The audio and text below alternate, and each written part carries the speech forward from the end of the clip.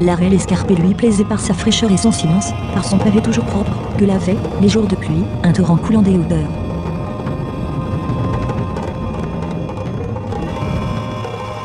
Le ciel devenait peu à peu lumineux et d'un beau bleu, et répondait avec autant de douceur, et moins de mystère, à son regard interrogateur.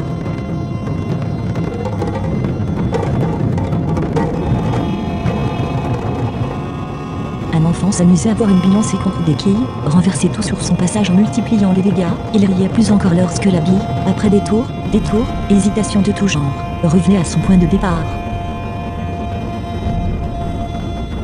Adam suivit la voie d'Anasio, prit l'avenue Ferrante, et s'engagea dans la ruelle Del Monte, un étrange escalier étranglé entre les murs des immeubles, une ruelle escarpée qui descendait sur les quais.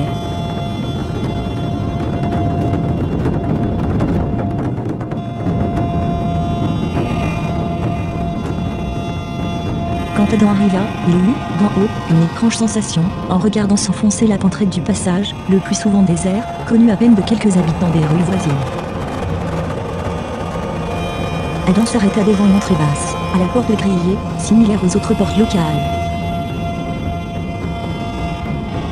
On croit décidé, on travaille, le hasard vous rattrape, une bronchite aiguë, une rencontre, un chat qui traverse la rue, un papillon qui bat des ailes, un tremblement de terre, une éruption volcanique, tout change. On est obligé de prendre une autre direction, de tout revoir dans ses calculs, ses espérances, ses ressentiments, ses amours. La sagesse aurait été de considérer cela avec curiosité, posséder avec délice cette infime parcelle de bonheur, sans laquelle il serait mort, sans avoir soupçonné ce qu'il peut être pour des cœurs moins difficiles. Sa curiosité ne résista pas à ce mystère.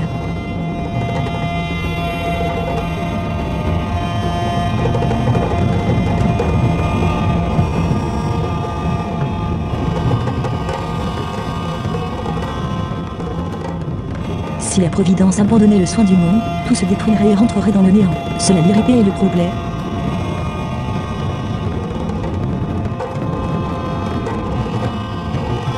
De penser à l'énigme d'un rendez-vous, dans ce coin sordide d'Éden.